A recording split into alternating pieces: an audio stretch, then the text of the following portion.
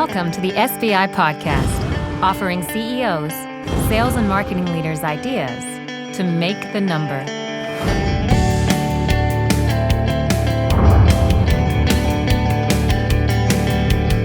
Welcome SBI listeners, readers, and viewers. My name is Greg Alexander, and I am the CEO of SBI, a management consulting firm specializing in sales and marketing, dedicated to helping you make your number. This is the weekly SBI podcast, and its purpose is to help you make your number by getting your peers to share with you how they make theirs. Today's guest is Todd Doolittle, and he is the head of sales ops at Concentra, the leader in occupational health, operating 300 medical centers in 38 states and an additional 140 on-site medical facilities. Todd, welcome to the show. Greg, thanks for having me. Okay, today's topic is critical success factors for the new sales ops leader. The role of sales operations has become mission critical for many companies in the last few years, and as a result, many B2B companies have a sales ops leader who has been on the job for 1 year or less. These leaders face similar challenges and opportunities in those critical first few months, and how new sales ops leaders manage this transition can make the difference between success or failure. Todd took the sales ops job at Concentra just a few short months ago, and after many years as a successful sales VP, director, and manager, he has spent the last few months overcoming the challenges new sales ops leaders face, and I wanted him to share his experiences on this show. We're going to use SBI's revenue growth methodology to guide our conversation today, specifically pages 186 to 192, which discusses sales ops, sales support, and sales systems strategy.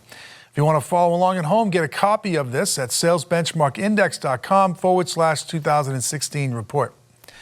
Okay, Todd, I'd like to begin our dialogue by asking some contextual questions. So my first question is this: why did you take this job? Yeah, Greg. So I spent 15 years with Concentra in the sales organization, as you mentioned, and I guess you could say that I had become impatient with what I would call gaps in the sales process, how the company required or asked sales to utilize our CRM, and really the misalignment between the incentive plans and overall sales actions in the field. And so our company went through a restructuring here about 8 months ago. We were sold. A new leader came in, and when I met with that leader, basically had the opportunity to talk with him about the direction and some of the things that I wanted to change within the organization. Or I felt like our incentive plans were driving the wrong behaviors within the sales teams, and we were telling our sales team that, for example, hunting was the most important thing, but we had a farmer-laden comp plan where over 2/3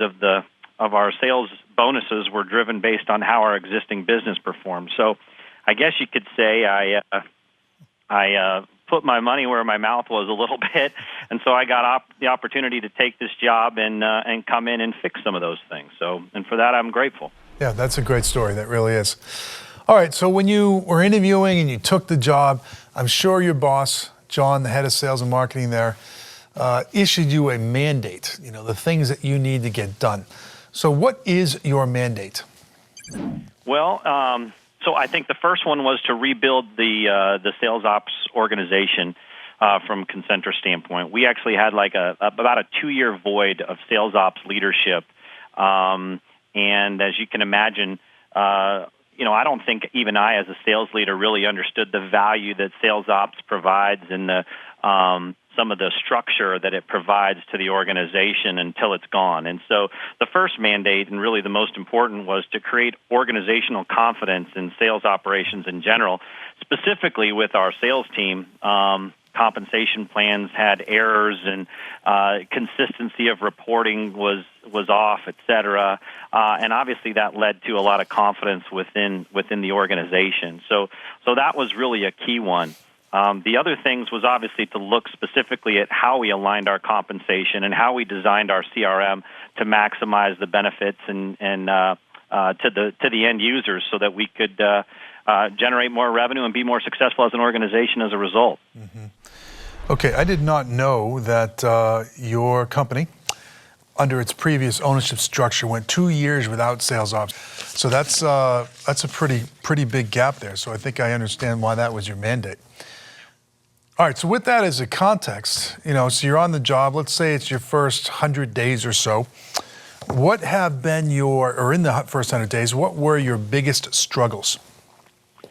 Well, I think the first one was I really didn't know where to go to get information. Ironically, been with the organization for 15 years, but people really looked to me and sales ops as the information source. And when you walk into a new role and you don't necessarily have all of the people from a sales ops standpoint in place with roles and responsibilities clearly defined, just simple things of, hey, where do I get this report or this information, was very difficult to track down and find.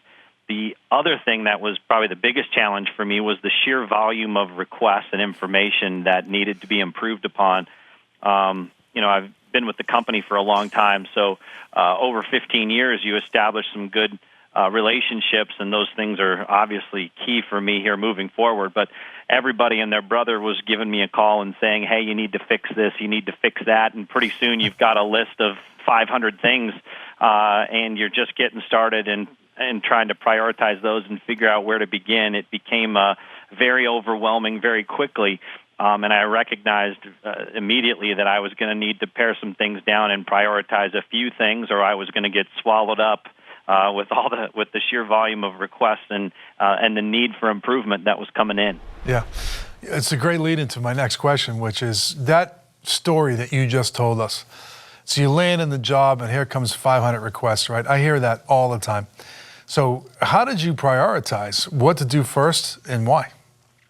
Well, it's really interesting. I read your 2016 report around strategic alignment, and I think, Greg, that really was the key. I wouldn't say that I called it that, but right. I think for me, I strategically had to look at where were the biggest gaps, and most importantly, where in a very quick and short period of time, what could I change that would give us the biggest bang for our buck as an organization, and really culturally either change the sales organization to where I needed it to go, and then how do I get the field some wins?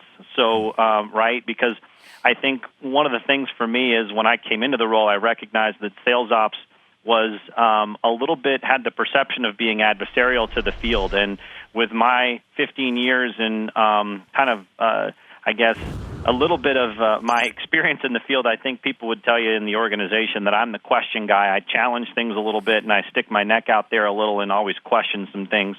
And I think that was a good thing for me coming into the role. So what I settled on, Greg, was really two key areas. And the first one was the comp plan. I needed to design a comp plan that aligned with our company goals and really moving our sales team from that farmer mentality to that hunter mentality. And so that was a big key piece. And so the first 100 days was strategically around how do I make those changes and get that buy-in from the organization and all the disciplines involved so that we could move in the right direction. Yeah.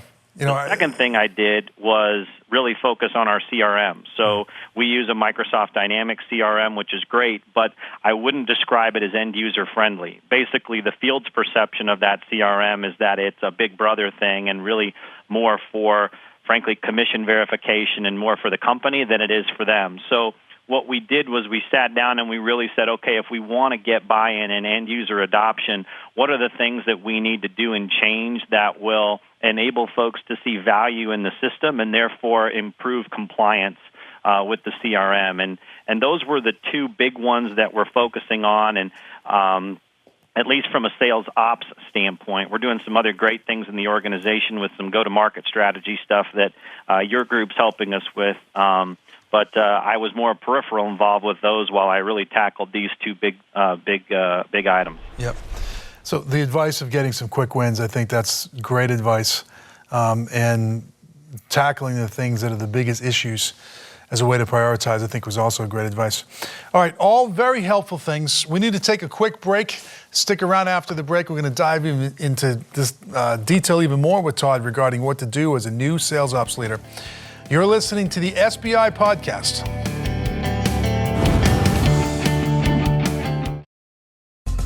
Each day, you receive hundreds of emails, tons of text messages, countless telephone calls, and sit in too many meetings. How do you find ideas to make the number with all this noise? The SBI blog filters all this nonsense for you and presents only first-rate ideas to make the number. Simplify your life. Subscribe to one blog and read the best content. Go to salesbenchmarkindex.com and subscribe today.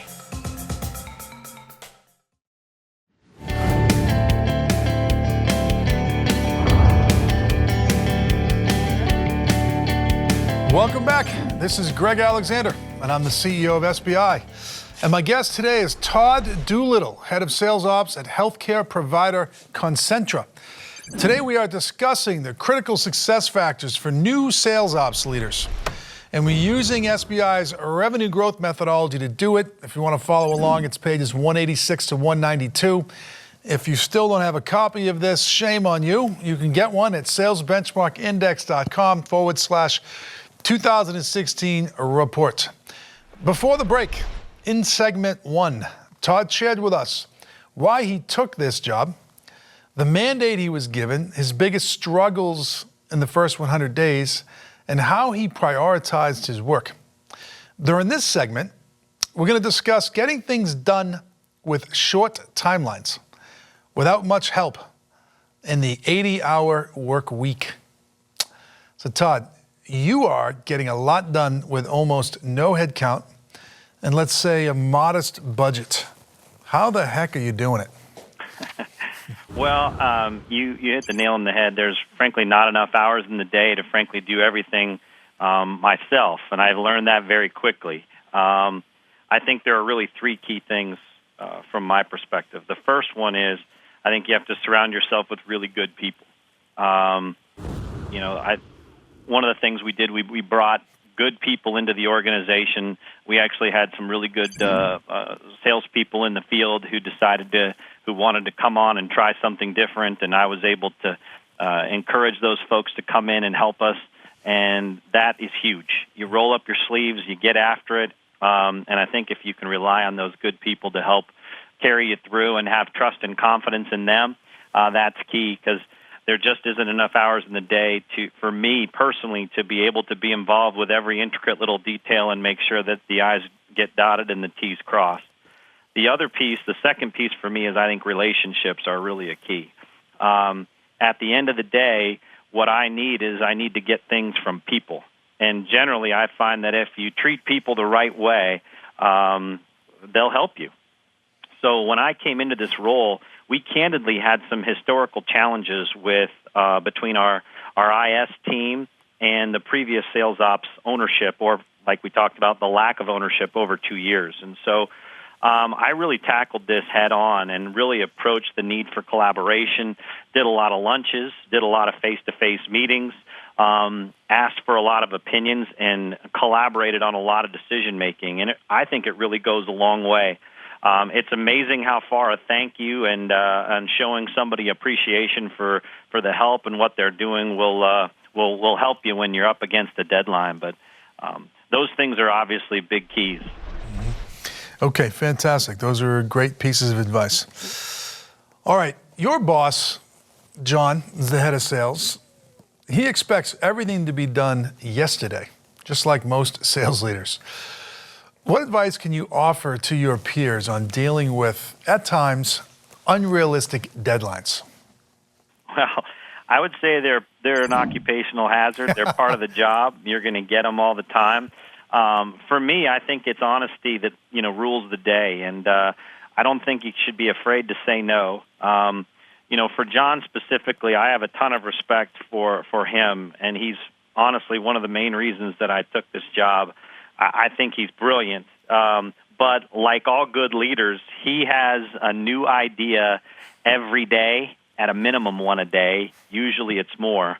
And so he's always coming at me with these different ideas. And, for me, I just believe in being honest and candid and trying to say, okay, hey, this is a great idea. We're still working on, these key pieces that we talked about, 30 days ago that we're still working on. How do these rank from a priority standpoint, and what do you think? And we may move some things around a little bit on the priority scale, but I think you have to be able to have the dialogue, have to be able to have those discussions.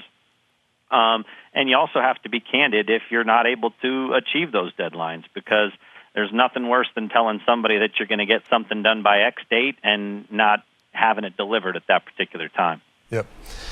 Before I started SBI 10 years ago, I was the equivalent of John. And I only had two jobs. I had a job at EMC, and my sales ops leader there was Mike Drapeau, and I had a job at Recall, and my sales ops leader there was Aaron Bartels. And when I started SBI, those two guys are my co-founders. And I convinced them to come join me because I'm like John. I'm an idea guy. I have more than one idea a day. But ideas are worthless unless they get implemented. And what you need are great, what I call mind-to-market partners. So guys like you that can work effectively with somebody like John and take his brilliance and drive it into the organization into something that's tangible. So I can see you two guys working extremely well together and moving the needle.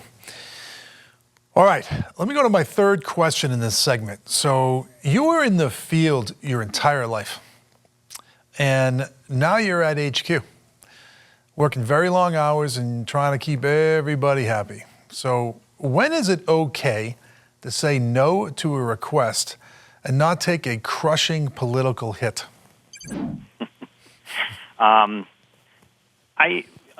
I've been in this role now I'm on month 5. And, I think the one thing that you have to have is you have to have a little bit of thick skin. Yep. So part of that, too, is not getting too tied up into, I can't even tell you if I've taken a crushing political hit yet, Greg. Because you're not paying attention. You don't care, right? In many cases, in all honesty, that's the truth. Yeah. I can tell you that, 10 years ago, 5 years ago, it was really important for me to know what everybody thought and, that everybody likes you and everything else. And in all honesty, you don't have enough time to think about that. And as you go from thing to thing, I think the key is you have to be open and honest with people, and you don't want to be a jerk about things. But if something's out of scope or if something isn't where it needs to be, you take those things down and you put those, and you are honest with people and say, hey, I will get to that, but right now my priorities are X, Y, and Z. And right now, because I'm 5 months in, I do think I have a little bit of the honeymoon period where I haven't had people know that the big ticket items that I'm working on are more important. I can see, though, when, 6 months from now, when, the dust has settled on some of this stuff and now you're doing strategic long-term planning, that can be, how you prioritize something when nothing's on fire, per se. That may be a challenge for me. But right now, I think you just have to go make the best decisions you can. Try to stay true. In our company, we have what we call True North, a True North document. Try to stay true to that and make sure that those are the key pieces you're focusing on, and let the chips fall where they may. Yeah. A friend of mine who works inside of our firm, his name is Dan Perry, and his practice is what we call the talent practice. And what this means is that he helps CEOs, sales leaders, et cetera, make key hiring decisions, one of which is very often sales ops. And he was just telling me last week that he was interviewing and reference checking 3 candidates. And the lead candidate that everybody wanted to hire, his references, they had nothing but glowing things to say about him. And yet Dan was unwilling to give his recommendation. And I said to him, what are you holding up on? Like, I don't get it. This guy on paper looks great. He did great in the case study. His interview was fantastic. His references are phenomenal. What's the problem? And he said, this job is somebody who needs to drive change. And anybody who drives change is going to break some glass and might not have a lot of political capital left over in the end. That's their role. And the candidate B, which is who he was putting forward, got some tough references. Things like, hey, he's really smart and really capable, but he did this and that was uncomfortable. Or, but he did that And, that was a shock to the system. And that's exactly what we're looking for. So why am I bothering the audience with this little story? Is you just heard a very senior sales ops leader, Todd, say that he doesn't care about politics anymore. Earlier on in his career, he probably did, but now he doesn't because he's comfortable enough in his own skin. So if you're a new sales ops leader, which is what this show is about, don't worry about that stuff. Your job is to get the job done. Buckle up, and take some swings for the fences, and if people are going to throw darts at you, that's a sign you're actually doing your job. All right. Sales ops leaders, these questions that I'm asking Todd, if you don't know the answers to them, you better figure them out pretty quick. It is possible to be excellent at your job and still have a life. So let's take a short break, and when we come back, we're going to talk about that. How to have a life, how to move from the field to HQ, how to deal with unrealistic timelines and limited budgets and all of that, and still have a life. Okay, so stick around after the break. This is the SBI Podcast.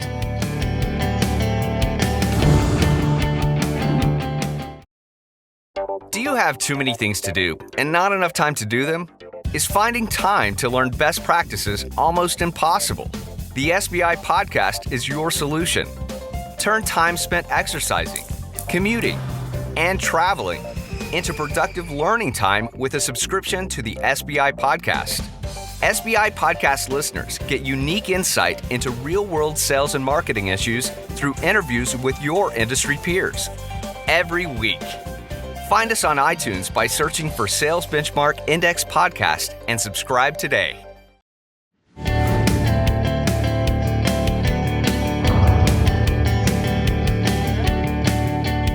Welcome back. This is Greg Alexander. I'm the CEO of SBI. My guest today is Todd Doolittle.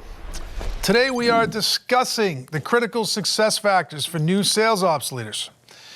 We have had a rich, authentic conversation today that spanned many topic areas. Let's try and summarize this into an action plan for our audience. So Todd, what are 3 actions an audience member can take immediately after listening to this or watching this to be successful as a newly appointed sales ops leader? Yep. So I think number 1 is you need to surround yourself with good people and make sure that you treat people the right way.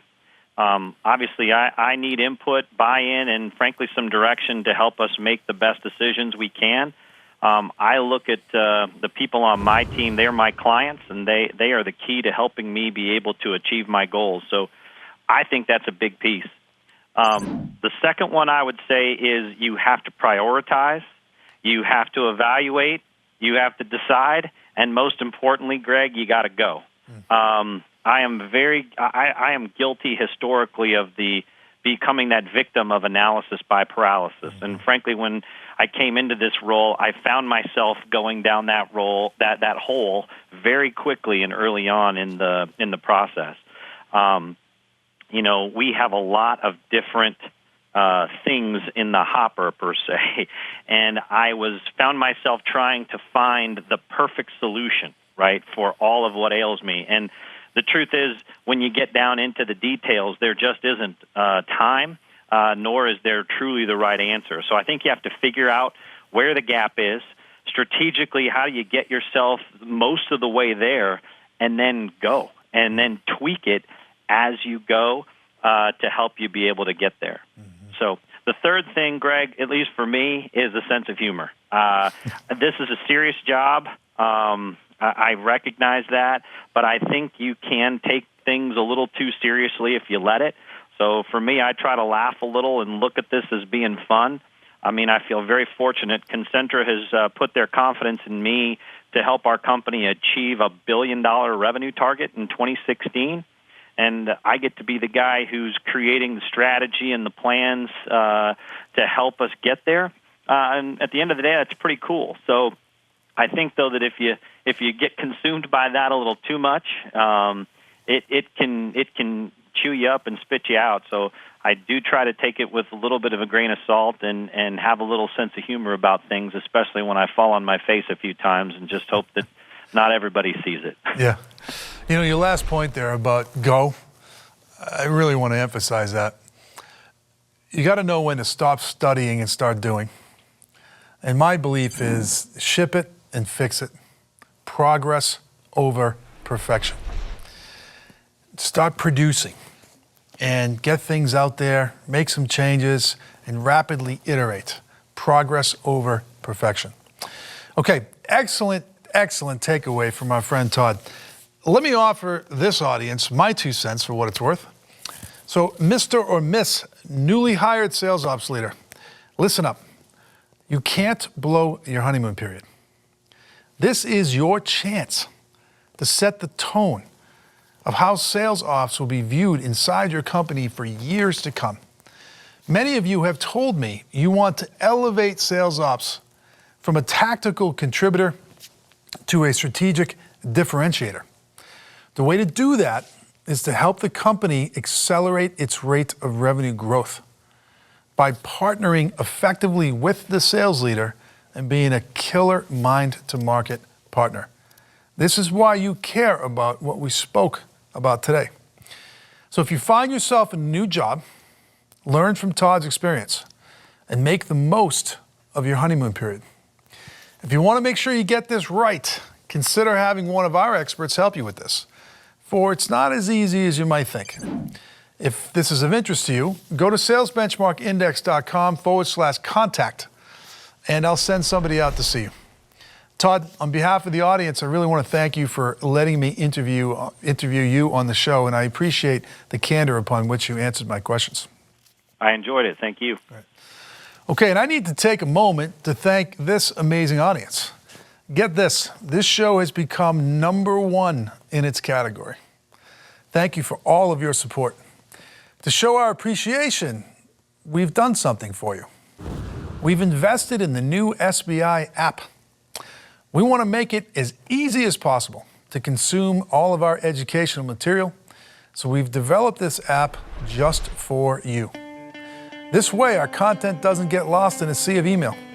When something new comes out, we simply send you a push notification, and all you have to do is click.